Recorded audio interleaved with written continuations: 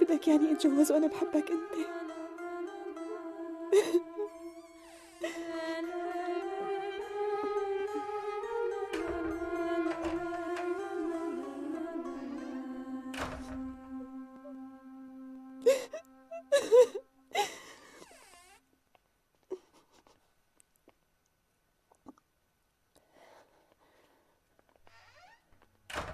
شو جابك خالد؟ الدكتور ما قالك ترتاحي بالبيت؟ مزبوط هيك قال لي، بس ما تحملت قعدة البيت. بتعرفي مشغول بالك على ابنك؟ ايه والله كتير. شلون بدي اتركه هو مصاوب؟ شفت الدكتور برا وقال لي فوتي لعند ديالا. طيب تفضلي.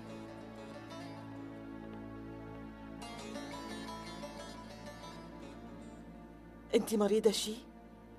ايه والله مرشحة، بس بتعرفي منيح اللي اجيتي. بدي روح على البيت جيب مريولتي. ديري بالك ماشي؟ دقيقة بس ما راح طول عليكي. طيب انتي لا تاكلي هم. إذا بدك فوتي لعند سعيد بس لا تفيقي. حاضر مثل ما بدك.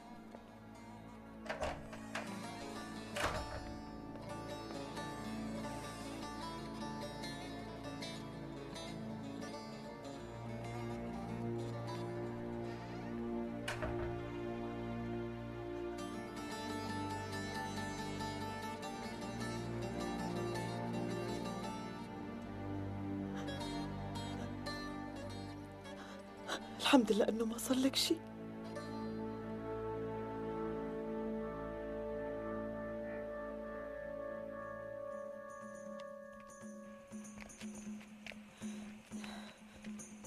مستحيل اتركها عندهم، لازم رجعها بأي طريقة.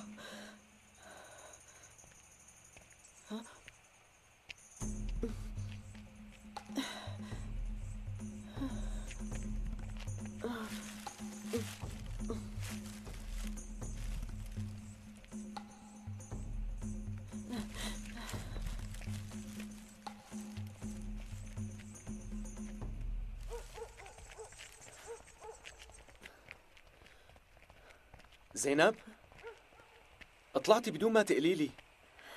يعني قلت لحالي بلا ما اطلق عن شغلك. عم تركض وراي مشان تقلي هالكلمتين؟ لا زينب، أنا حابب أحكي معك بموضوع كتير مهم. عم بسمعك. هون بدنا نحكي بنص الطريق؟ وين بدك يانا نحكي؟ أي صح، بالضيعة ما في كافيتيريات مثل المدينة. أنا عم دور على بيوت طلاب مشان شوف إذا فيني أعطيهم دروس بالبيت. إذا بدك تعا معي وعلى الطريق بنحكي.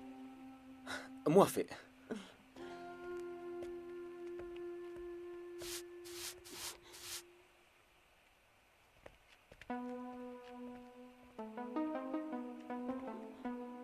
مو هذا الدكتور؟ ومعه زينب هيك لكان.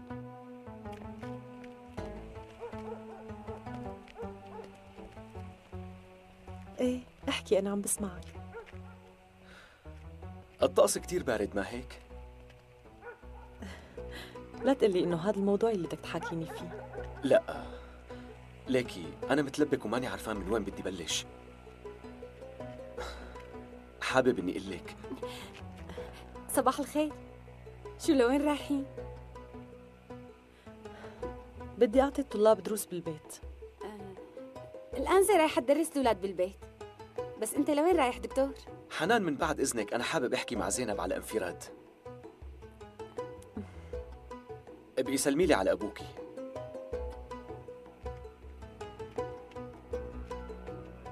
أنا بفرجيكم، بدكم تحكوا على انفراد.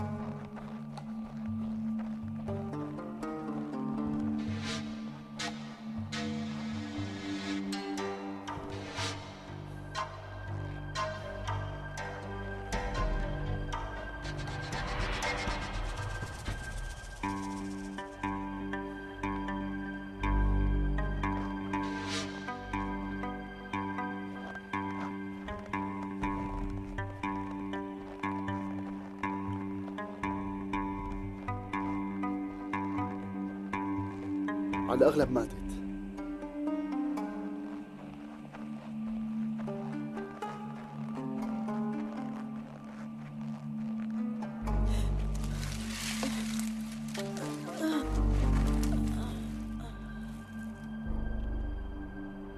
العمى شو انك حقير، بدك تخلص مني مو هيك؟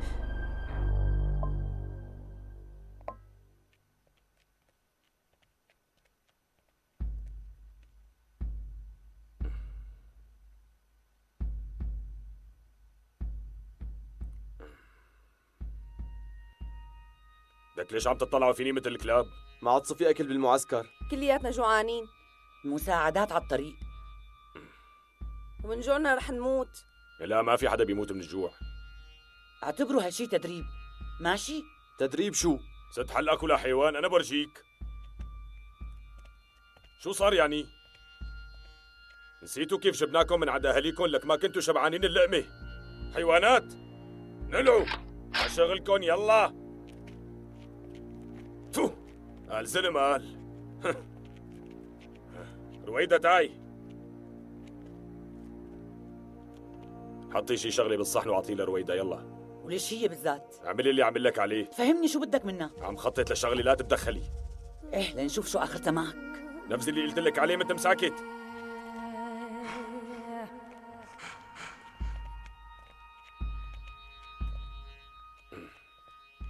شرفي كلي. ويلي برا جوعانين. ولا يهمك، انت يلا كلي. روحي اقعدي هنيك يلا.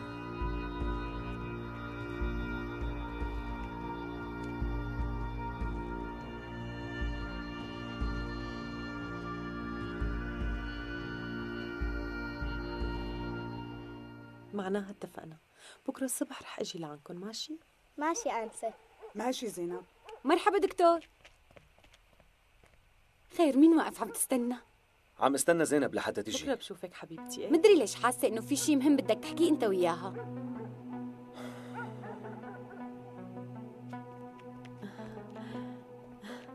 الحمد لله وافقت اني درس بنتها بالبيت. كتير منيح. يلا خلينا نمشي. اذا بدك تدرسيني بالبيت انا ما عندي مانع.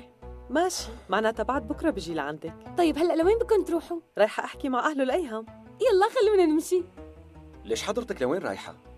على بيت ايهم، ما بدكم تروحوا؟ ومين عزمك تجي معنا بالله؟ ايه شو فيها اذا رحنا مع بعض؟ ايه والله بنتسلى. في حديث خاص بدي احكيه انا وزينب، والصراحة مو حابين حدا يعرفه وفهمك كفاية. يلا امشي زينب. ليش هيك قلعتها للبنت؟ ما شفتيها كيف دبقتنا؟ لكن حديث خاص مو هيك؟ بسيطة يا دكتور، لكن أنا عم تقلعني. بوحياتك لا تندم.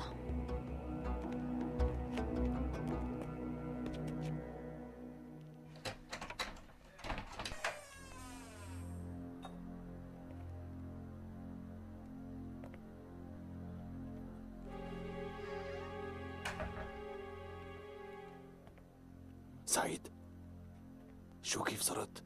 أنا آسف معلم. ولا يهمك، بكرة بس تتحسن رح أخدك على الجبل، رح تنضم للتنظيم، ماشي؟ ما قدرت أقتلها بسبب الدكتور. خلص هلأ مو مشكلة، لاحقين يعني الجايات أكتر من الرايحات.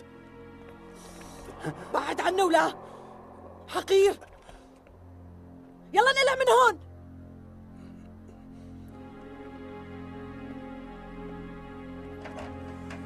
لا طايتي، شو عامل لحتى تقلعي؟ جاي ليطمن علي. أصلا بكرة بس لطيب بده ياخدني معه. اسكت ولا كلمة يا غبي، بدك تصير لا إرهابي؟ تضربي. سمعان أخوك تعلم منه. ضل جنبه، فهمت؟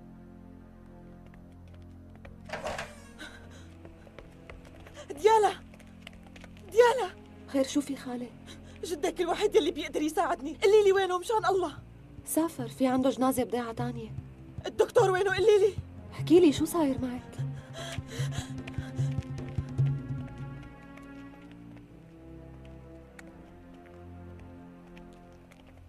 لهلا ما كنت تحكي لي شو هو الموضوع. الصراحة تعبت كتير، يعني فتلنا الضيعة. ماشي، احكي قبل ما فوت على البيت. زينب، أنا حابب أقول، قول طارق، بدي أقول لك شو صار لك؟ احكي. كل هالقد الشغلة خطيرة؟ بصراحة الدكتور طارق، الدكتور طارق، خير شو في؟ هلا وأنا بالمستوصف إجا واحد من الإرهابيين وقال له لسعيد رح ياخده على الجبل. سعيد هنيك؟ اطمن، تركت أخوه عنده. زينب بعدين بنحكي، مضطر. ماشي.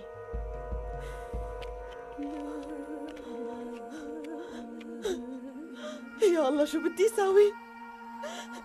شلون بدي خلص ابني من هدول الإرهابيين الليلي؟ خالي طولي بالك، إلا ما يلتقى له حل. زينب، هي شو عم تسوي هون؟ الإرهابيين بدهم ياخذوا سعيد على الجبل، بدها يانا نساعدها. الله يخلي لي إياك، بوس رجلك يا أغا لا تخليهم ياخذوا الولد. لك ابنك الخاين كان راح يقتل لي بنتي الوحيدة. بكل وقاحة عم تطلبي مني ساعدك؟ على البيت.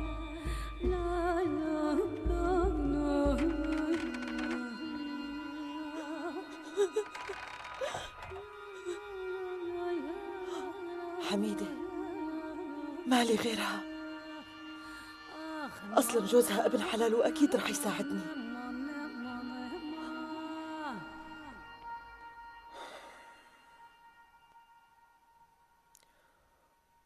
ليك إذا بدك فيك تروح على البيت.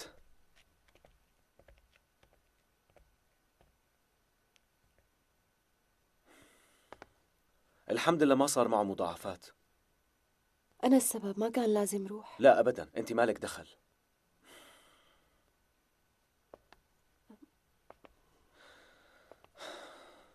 شو صار مشان زينب؟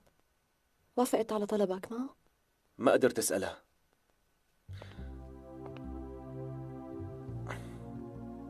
ما بعرف شو بيصير لي لما بدي إجي أحكي معها، بينربط لساني.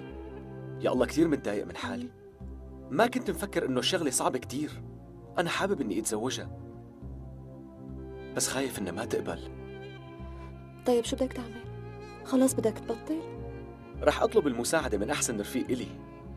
مين هذا رفيقك؟ أنا بعرفه شي؟ أنتِ ديالا، إذا بتريدي ساعديني الله يخليك احكي معها، قولي لها إني حابب أتزوجها. متأكد؟ يعني ما بدك تساعديني؟ خلص رح أقول لها لزينب.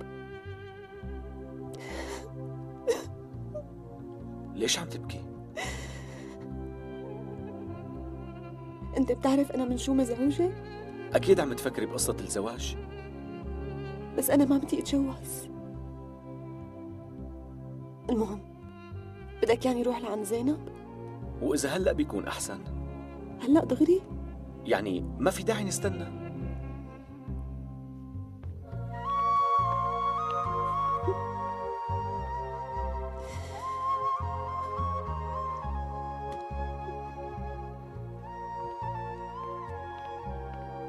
ديالا، بس ما حلوة تروحي هيك. لازم ابعت شي هدية لزينب، ورد، خاتم مثلا. الصراحة ما بعرف شو بدي ابعت لساعديني. ولا يهمك، أنا رح أجيب هدية. ديالا،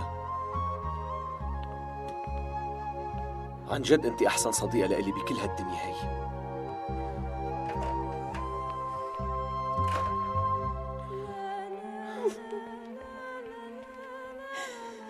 صديقة؟ هيك بالآخر طلع معك؟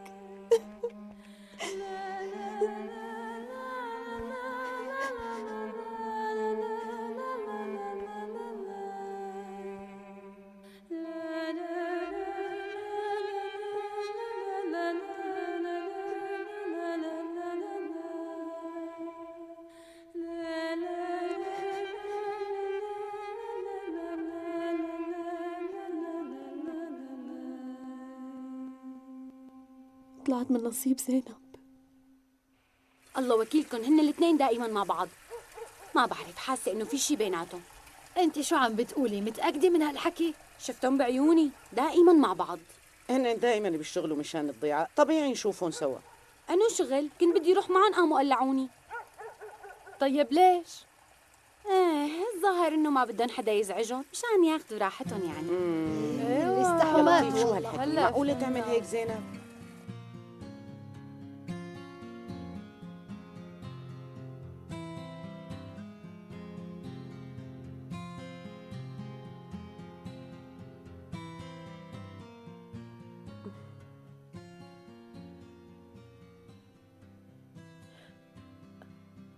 بالله قال لك انه بده يتزوجني؟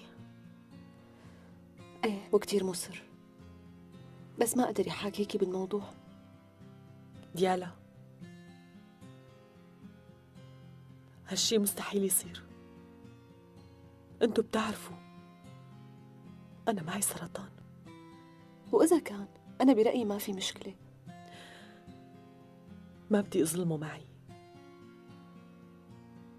أنا ماني مطولة حتى موت، ليش لحتى خليه يتعلق فيني؟ زينب فكري منيح. رجعي له هديته، أنا ما بدي إياها. يا ريت تقولي له هالكلمتين. ما بدي أتزوجه، ماشي ديالا؟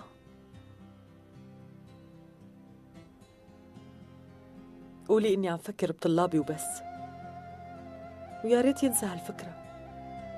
أصلاً أنا مقررة أني ما أتزوج. في شغلات أهم لازم أعملها.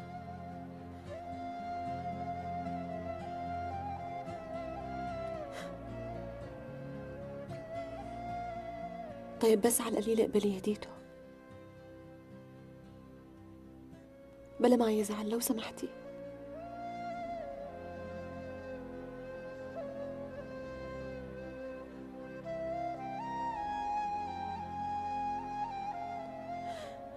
والله ما فيني.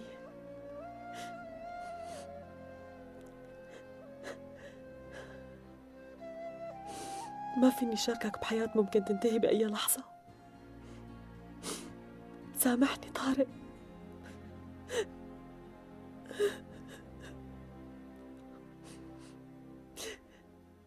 اسمع منيح شو بدي اقول لك دكتور، حتى لو عالجتني انا رح اقتل الانسة زينب اول ما يصح لي. طيب بتعرف ليش بدهم تقتل الأنسة بالتحديد؟ مشان ما حدا يتعلم. عرفت شو هدفهم؟ بدهم الجهل ينتشر، لأنه الإنسان الجاهل بسهولة بتقدر تضحك عليه. يعني مثل ما صار فيك يا سعيد، عملتك ما أثرت علينا، وزينب رح تضل تدرس. وين أمي؟ مو هون راحت. أمك عم تحاول تنقذك من الإرهابيين. أنت لساتك شاب، حرام تضيع حالك معهم. أنت ما دخلك فيني، أنا بدي أروح على الجبل، بدي انضم للتنظيم. أنت ما دخلك فيني. حميدة، أهلا وسهلا أمينة، خير شو صاير؟ مرحبا صهري. إذا عم تدوري على أختك روحي على البستان، هي هنيك. بصراحة أنا بدي منك تساعدني، الله يوفقك. ما ألي حدا غيرك. التنظيم بده ياخذ ابني على الجبل. وطي صوتك بلا ما حدا يسمع. يعني بتعرف شو الوضع عنا؟ شو بدي ساوي؟ فكرة مات وما حدا منكم اجا وسأل علينا. لك لمين تركتوني أنا وهالولدين؟ وعائلة فكرة ما حدا منهم دق بابنا. أكيد بتعرف شو السبب، لأنه جوزي أساء لها التنظيم تبعهم. ما حدا غيرك بيقدر يساعدني. دخيلك، ببوس إيدك، بدهم ياخدوا ابني سعيد على الجبل. الله يوفقك لا تخليهم ياخدوا مني. بصراحة يا أمينة ما في يساعدك. مين أنا لحتى أوقف بوشهم؟ وعلى فرض أنه حاول ساعدك، إي والله الآغا بيقلعنا من الضيعة، خلقه هو متزاول مني، ما فيني أعمل شيء. أنا هلأ بحاجتكم، لك الولد رح يضيع مني، الله يخليك. فهميني، ما بقدر أعمل شيء. إذا الآغا دري إني ساعدتك بيقلعني من كل الضيعة، وين بدي أروح أنا وعيلتي؟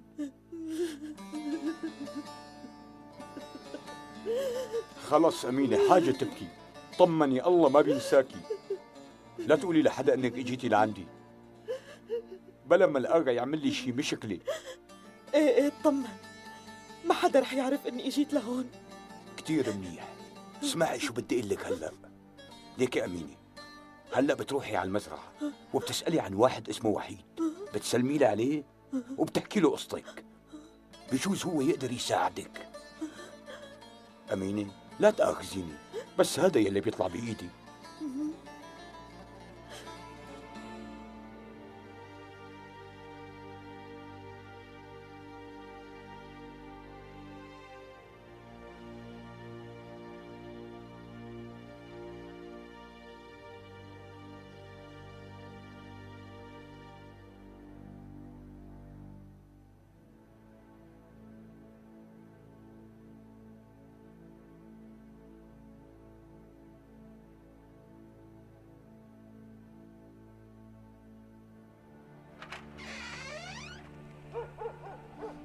متأكدة من هالحكي؟ شو رأيك؟ ايه أنا شفتهم بعيوني، عن جد عم تحكي؟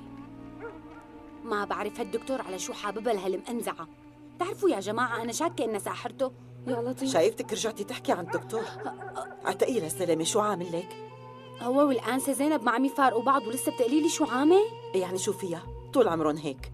لا هالمرة غير شكل، شفتهم عم يتمشوا بالضيعة. قلت لهم معلش اجي معكم، قالوا لي لا عنا شغلة خاصة. شو قصدهم بقى؟ والله هي زينب أخذت له عقله. بيزعل الدكتور، والله إذا عرفوا أهلها أكيد رح يقتلوه.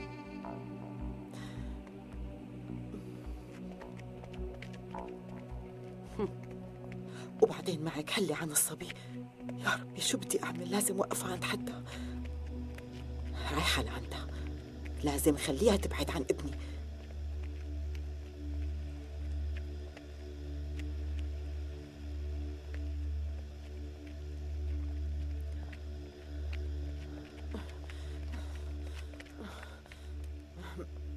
خير خالة سناء، صاير شي؟ ما بتعرفي حالك شو عاملة زينب خانم؟ صايرة مشكلجية مثل أبوكي. كلكن هيك. ما بكفي يلي ساويتوه ببنتي؟ بعدوا عنه ولا جاي على بالك تأذيه؟ نعم؟ انت عن مين عم تحكي؟ بالله هلأ ما عاد تعرفي؟ لكان خلصتوا منا وهلأ اجى الدور على طارق. حضرتك ما بتعرفي الناس شو عم يحكوا عنكن. بعدي عنه سيرتك انت وياه على كل لسان. أبوكي إذا دري شو بيعمل؟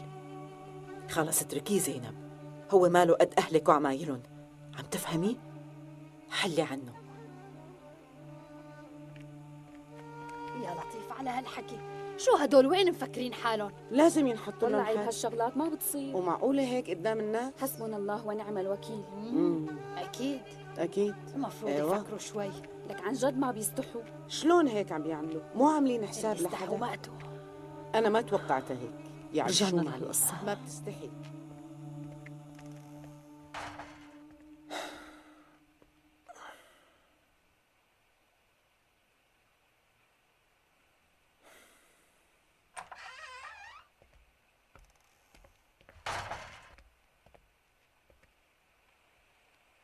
دكتور طارق، البسه قبل ما تبرد. يسلموا ديالا. خلص ما صار شي، لا تتضايق. معك حق، بس زينب رفضتني.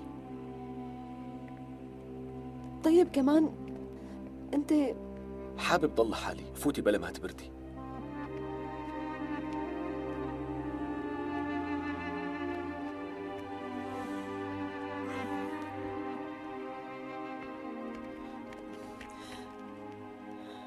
ابني حسان حبيبي. دكتور مرحبا. أهلين خالي. خير لك ابني، ليش واقف بهالبرد؟ حبيت شم شوية هوا، يعني متضايق شوي. ليش؟ لا ما في شي مهم. بس ما تكون الآنسة زينب هي اللي مضايقتك. والله هيك الظاهر. ابني بعد عن هالبنت والله أحسن لك، بلا ما يصير لك شي. هدول أهلها مشكلجية، ما بدك مين يقول لك شفت شو عملوا فينا. خلص شو بدك فيها يعني؟ بس ما تكون بتحبها. لا يا أمي اصحك تحبها، في بيناتنا تار. طيب مثل ما بدك. هيك بدي إياك، الله يرضى عليك. لا تضايق حالك، بلا لك هالمشاكل. ماشي؟ صحيح وين كنتي مختفية من الصباح؟ والله كنت عم جهز حالي، بدي سافر لعند وحدة قرايبتي. حبيت إني ودعك قبل ما أروح.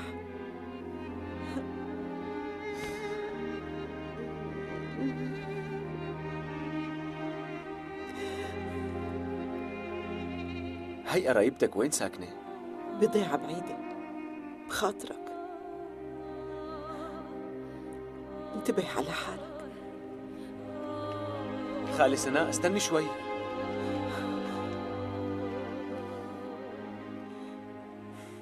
أنا رايحة لحتى أنقذ أختك من هدول الظلام، بس يا خوفي إني موت هنيك. شلون بدك تعرف الحقيقة؟ شلون بدك تعرف إنه أنا أمك ونرمين أختك؟ صايرة كتير عم تجيها النوبة، يعني خلص البنت أدمنت على الدواء. شو الحل زيدان؟ أعطيني الدواء بسرعة. عطية، هي آخر علبة عنا. معلم خير، شو في؟ مش الحال ماتت.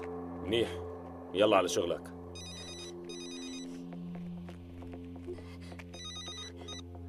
الو، ايه تحت امرك معلم، رايحين فورا. بدك شي؟ لوين رايح؟ بدي اجيب الادويه. بس دائما هن بيجيبوهم. هيك الاوامر. بدي استقبل الخبيره الالمانيه. رويدا، ليكي انا رايح اجيب لك الدواء. شو بكي؟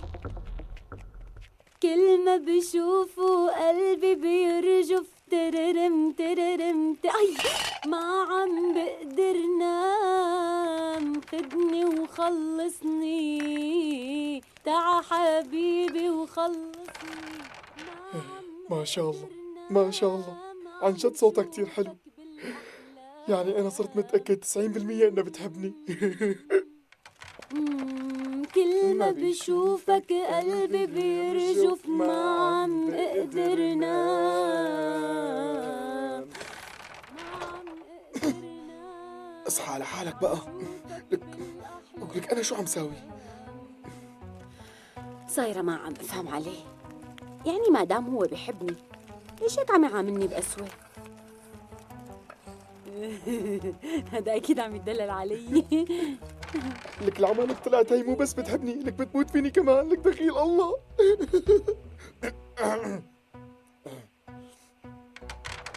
شو حنان؟ شو بدك عبدو؟ جهزتيهم الأكلات المختار ولا لسه؟ استنى دقيقتين هلا بخلص. شو أنا فاضي لك لحتى استنى؟ لك انطق الحنك هو اللي خلاك تتأخري. شو هالنسوان هدول؟ لك الله يعيننا. ولك انت شو عم تقول؟ كيف تحكي معي بهالطريقة ها؟ كلك شقفة راعي، لك انت شو مفكر حالك؟ قولي لك الله يلعن الساعة اللي شفتك فيها. لك لا تمشي حافية، امسكي. انقلع بقى، يبعت لك حمام. والله إذا بتجي ثاني مرة لهون بدي اكسر رجليك. البسي برجلك مشان ما تاخدي برد. المعلم زكو بيكون جوز اختي، بعتني لعندك وقال لي انه بتقدر تساعدني. الله يخلي لي اياك، مالي حدا غيرك. بدي اياك تسجل لي ابني بالمدرسة الداخلية اللي حطيت فيها احفادك. والله الشغلة مو بإيدي، يعني أنا بحكي لك مع المدير، بس بصراحة أنت جاية متأخرة. التسجيل خلص من زمان. خلص أنا رح أعمل كل جهدي وإن شاء الله بصير خير يا أختي. يسلموا ايديك. الله يسلمك. يسلموا إيديك يا بنتي. صحتين وعافية. على قلبك. هي حفيدتي الكبيرة اسمها عايشة، مخطوبة هلأ وإن شاء الله عرسها رح يصير بعد أسبوع. عقبال ما تفرحوا بإخواتها كمان، الله يوفقها بحياتها. آمين. عمي، ابني مو آدمي بالمرة. الله وكيلك إذا ما لحقته هلأ وحطيته بهاي المدرسة رح يطلع على الجبل. ايه اختي انا فهمان عليك، والله هالشغله رح تجننا. نص شباب الضيعه قال بدهم يطلعوا على الجبل. ايه لكان عم يشوفوهم صغار عم يضحكوا عليهم، ونحن مو شاطرين غير نتفرج. هي المدرسه رح تبعد ابنك عن الارهابيين، واذا حط عقله براسه يعني صار يدرس وطلع من الاوائل بيلاقوا له وظيفه بالمدرسه. الله يجزيهم الخير، وخاصه المدير شخص محترم كتير. قلت له عندي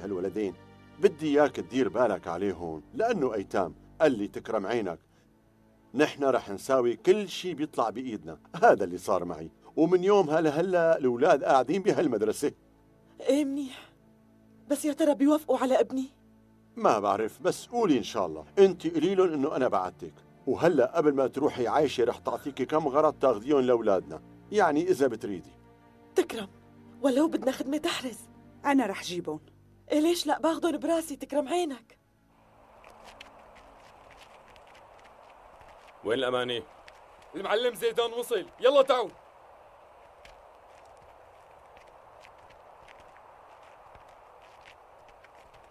معلم زيدان، ضيفتنا المدام أنجيلا. أهلين، شرفتينا مدام أهلين أنجيلا. فيك. طمنيني كيفك؟ ممتازة. لمعلم زيدان من أحسن الرجال اللي عنا. هالشي واضح، تشرفت بمعرفتك. مدام أنجيلا، جبتيني الأدوية معك ما هيك؟ طبعا.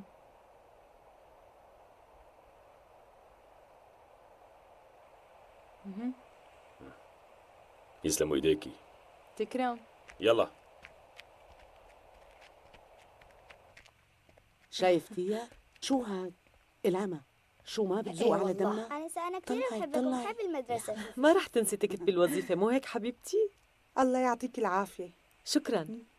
الله يعطيك الله معك، العافية. سلمي لي على الأهل. وجاي لعنا كمان؟ تعي لشوف بسرعة. فوتي لجوا يلا. يلي استحوا ماتوا.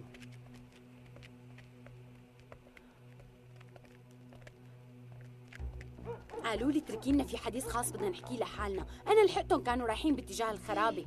يا عيب شو ليكن. مرحبا زينب.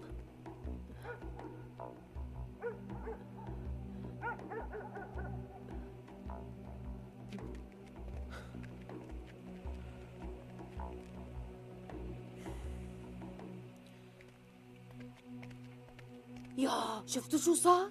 شفت يا حميد؟ كل أهل الضيعة عم يحكوا على شرف بنتك، والسبب بكل هالشي جناب الدكتور العمى امتى بدنا نخلص منه؟ هالحكي كله من تأليف حنان، كذب بنتي ما بتعملها. عم تتفتل هي وياه على مرأة من الخلائق. لك فهمني شلون قدران تتحمل؟ يعني اللي عم يحكوا عنها مو بنتك؟ لك عيب ما بيصير تضل ساكت هيك. بتعرف أنا ما أكون بدالك لروح أقتل 2، بس يظهر إنك أنت ما عندك إحساس. ما بسمح لك تحكي معي هيك، عم تفهم ولا لا؟ لا ما عم افهم. يعني شو بدك تساوي يا قليل الشرف؟ خلص عيب عليك، لك والله انا اخوك، يعني شرفي هو شرفك، كيف هيك عم تحكي؟ شبك؟ زينب تعي احكي لي بنتي، في شي بينك وبين الدكتور؟ ابدا بابا، بس حنان رجعت تحكي علينا. بس كمان لا تنسي انه ما في دخان بلا نار. مفكرتيني اجدب؟ يعني حنان هيك من حالها عم تحكي؟ ايه اكيد شايفه شيء. خلص عمي بكفي، مو أنا يلي بخلي العالم يحكوا علينا. مشان هيك ما عاد أطلع برات البيت. لازم تعرف إنه بابا رباني أحسن ترباية.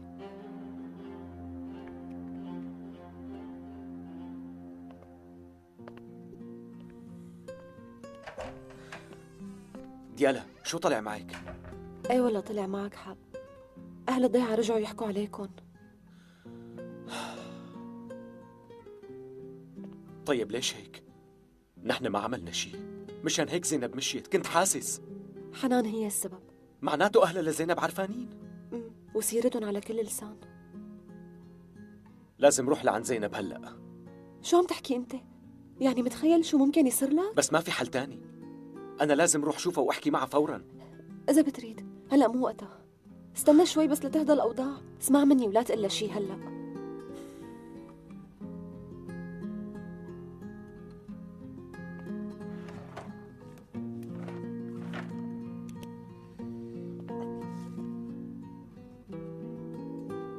ديالا معك حق، بس أنا مضطر إني أحكي معها.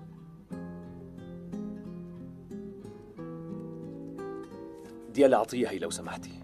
ماشي تكرم.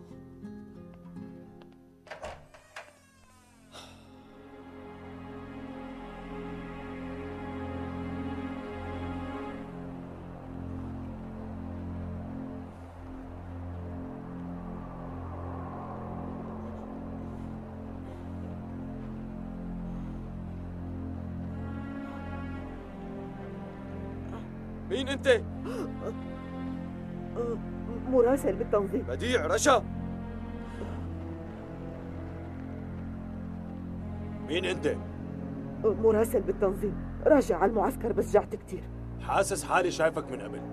أكيد شايفني بالمعسكر لأنه أنا بروح لهنيك كتير. لا أنا شايفك بغير محل. ورجيني وشك بالله.